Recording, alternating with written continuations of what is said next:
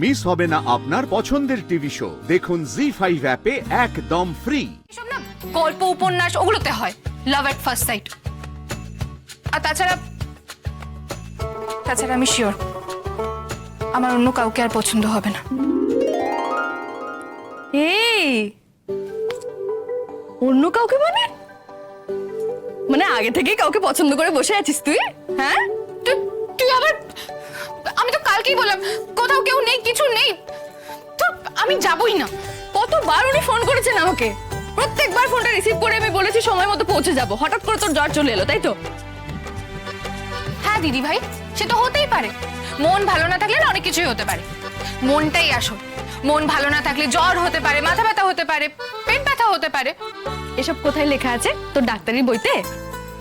হ্যাঁ সেটা থাকতেই পারে, কিন্তু সেটা ইম্পর্টেন্ট কথা নয়। ইম্পর্টেন্ট কথা এটাই যে আমার যেতে ইচ্ছা করছে না। সেটা বললে কি করে হবে স্রোত? আমি তোমার শাড়ি বের করে রাখলাম, গয়না বেছে দিয়ে রাখলাম, আর তুমি এখনো এইভাবে বসে আছো। আর তোমার ইচ্ছে করছে না জানলে তোমার আঙ্কেলের মান সম্মানটা কতটা নষ্ট হবে ভাবো তো। আমি তো সেটাই ওকে বোঝাবার চেষ্টা করছি বৌমনি। আরে বাবা শোন, মন দিয়ে শোন আমার কথাটা। যারা আসবে শুধু তাদের সঙ্গে একটু আলাপ পরিচয় করবি, দুটো কথা বলবি, ব্যাস, আর তো কিছু না। আর আঙ্কেল আমাকে কি বলেছে জানিস? তুই যা যা ভালোবাসিস সব কিছু বানাবেন, সেই খাতিরেই অন্তত চল। এইবার বুঝেছি কেন আঙ্কেল আমাকে অত ভালো ভালো রান্না করে খাওয়াতো। সবকিছু না আমাকে এই বিয়ের ফাঁদে ফেলার জন্য। এখন দেখছি জগতে কাউকেই বিশ্বাস করা যাবে না। বাবা, বিয়ের কথা উঠতেই মেয়ে এরকম বিভাগী হয়ে গেল। না জানি বিয়েটা হলে আর কি হবে। বিয়ে? কে বিয়ে করবে? কেউ না, কেউ না। আর তোমার বিয়ে আমরা এখন কিছুতেই দেব না। মাথা খারাপ নাকি? আমাদের বাড়ি থেকে একজন ডাক্তার বেরোবে, গলায় স্টেথো ঝুলিয়ে আর গায়ে আপ্রন পরে। পাড়ার লোকেরা সবাই হা করে দেখবে আর হিংসে করবে। এত বড় অহংকার আমরা হাতছাড়া করতে পারি নাকি? একদম ঠিক। স্রোত, বৌমনি কি শাড়ি বেঁচে রেখেছে, চট করে গিয়ে পরে রেডি হয়ে নে। আমি একটা ক্যাব বুক করে নিচ্ছি এক্ষুনি। তুই ভাই এই তো তুই বললি ওখানে মেয়ে দেখার মতন কোনো আচার হচ্ছে না, তাহলে আমি কেন সাজবো বলতো? অবশ্য সেরকম কিছু হলেও আমি সাজতাম না। আমি যেমন ভাবে থাকি ঠিক তেমন ভাবেই যেতাম। সর্বনাশ, ওখানে বাইরের লোকেরা আসবে আর তুমি সাধারণ ভাবে যাবে? তোমার থেকে বেশি তো আমরা সেজে ফেলেছি। পমনি, সে তুমি সেজেছো ভালো করেছো, কিন্তু আমি তো কোনোদিনই সাজগোজ পছন্দ করি না, তুমি তো জানো। তাহলে কি ভেবেই জমকালো শাড়িটা আমার জন্য বেঁচে রেখেছো বলো তো? আচ্ছা, আমি কি ওখানে কোণে সেজে বসে থাকবো? মেয়েদেরকে গান গিয়ে শোনাবো, নেচে দেখাবো, রান্না পারি কিনা সেই ফিরিস্তি দেবো? একদমই না, একদমই না। তোকে এসব কিচ্ছু করতে হবে না স্রোত। তোকে এসব কিছু করতে হবে জানলে আঙ্কেলই তোকে ওখানে ডেকে পাঠাতেন না। আচ্ছা একটু তো ভরসা কর মানুষটাকে। আর তুই ভাবলি কি করে বলতো আমি বৌমনি তোকে ওই কোণে দেখানোর মতো বিচ্ছিরি একটা প্রথার মধ্যে জড়িয়ে অপমান করব? দিদি ভাই, ব্যাপারটা তো একই, নামটা পাল্টে দিলে তো আর উপলক্ষটা বদলে যাচ্ছে না। না বদলালেও মানুষের দৃষ্টিভঙ্গিটা অন্তত বদলানো যায় স্রোত। দেখ, আমি তোকে একটা ভালো করে কথা বলছি, তুই শুনে রাখ। বিয়ের বাজারে যে পাত্র পাত্রী কেনা বেচার জন্য আমরা যাচ্ছি না, সেটা নিশ্চয়ই তুই বুঝতে পেরেছিস। কাজেই উফ বাবা, আমরা ওখানে যাচ্ছি শুধুমাত্র আঙ্কেলের বিদেশ থেকে এসে বন্ধু আর তার ছেলের সঙ্গে আলাপ করতে, ব্যাস, আর কিচ্ছু না। একদমই তাই। আর আঙ্কেল তোমাকে মেয়ে বলে ডেকেছে বলেই আজকে তোমার সাথে ওনাদের আলাপ করিয়ে দিতে চাইছে, যাতে ভবিষ্যতে যদি তুমি কখনো বাইরে পড়তে যেতে চাও ওনারাও যাতে তোমাকে হেল্প করতে পারে। বুঝেছো? আমার কারো কোনো হেল্পের কোনো প্রয়োজন নেই। আমি নিজের স্কলারশিপের টাকায় বাইরে পড়তে যেতে পারি, এইটুকু বিশ্বাস আমার নিজের উপর আছে। আচ্ছা বাবা, হয়েছে হয়েছে, ঠিক আছে, তুই যেমন আছিস তেমনটাই চল, হয়েছে। কিন্তু তোকে একটা কথা না বলে আমি থাকতে পারছি না স্রোত। কি কথা? ধর এমন যদি হয়, ধর আঙ্কেল যে ছেলেটাকে পছন্দ করেছে তোর জন্য, হয়তো তোরও তাকে পছন্দ হয়ে গেল, তখন তো মুখে কিছু বলতেও পারবি না।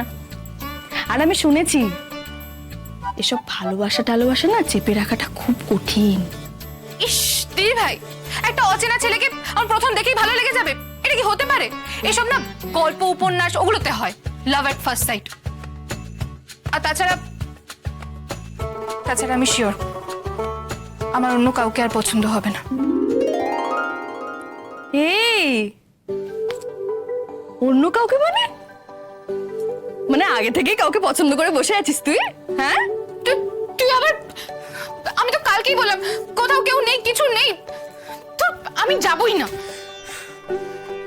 আহারাই, এবার কিন্তু ভালো হচ্ছে না।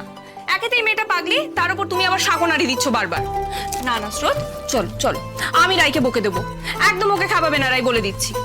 তুমি চলো স্রোত, এবার কিন্তু লেট করলে তোমার আঙ্কেল ভীষণ চিন্তা করবে। চলো চলো চলো চলো, যাও, রেডি হয়ে নাও, যাও। ভালো লাগে না, যাচ্ছি।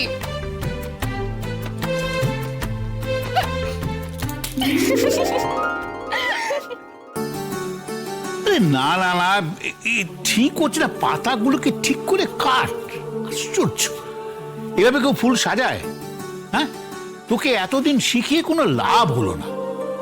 ফুল সাজানো একটা আর্ট। তোর বৌদি যদি দেখতো না, আজকেই তোর চাকরিটা যেত।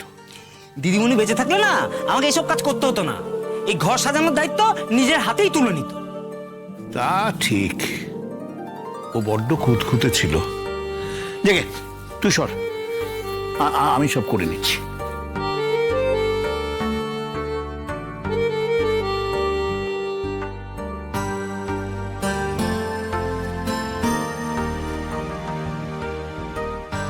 সঙ্গে থেকো সখী, আজ বড় ইম্পর্টেন্ট দিন আমার জীবনে, সার্থকের জীবনেও। বলছি কথা, ওই আপনি যে ছোটদাদাবাবুকে বলছিলেন যে বাড়িতে লোকজন আসবে, তা ওই কে কে আসবে? কেন তুই জানিস না? স্রোত দিদি আসবে, আর ওর দিদি আর বৌদিও আসবে। তোর স্রোত দিদির বিয়ে ঠিক করছি আমি, সেই ব্যাপারে তো কথাবার্তা হবে। কথা ওই দিদিমণি আপনাকে না বাপের মতো মান্য করে, ভালোবাসে। হ্যাঁ, একেবারে ঠিক, মেয়েটা আমাকে বড় মানে। তাই তো বলছিলাম কথা, মানে দিদিমণিকে অন্য কোনো জায়গায় বিয়ে না দিয়ে এই বাড়িতে নিয়ে আসার একটা ব্যবস্থা করলে হয় না? পাত্র তো হাতেই আছে। হ্যাঁ, সেই চেষ্টা কি আমি করিনি?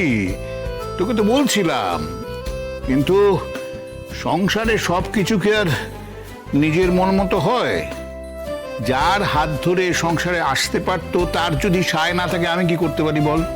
তবে তুই ভাবিস না, তাকে এই সংসারে আনতে না পারি, এমন ঘরে বিয়ে দেব সেখানে সে সুন্দর থাকবে, সুখী থাকবে সে। আমি কিন্তু বাজি ধরে বলতে পারি, সার্থক দাদাবাবু ওই দিদিমণির প্রতি না একটু একটু বকবকানি থামাতো।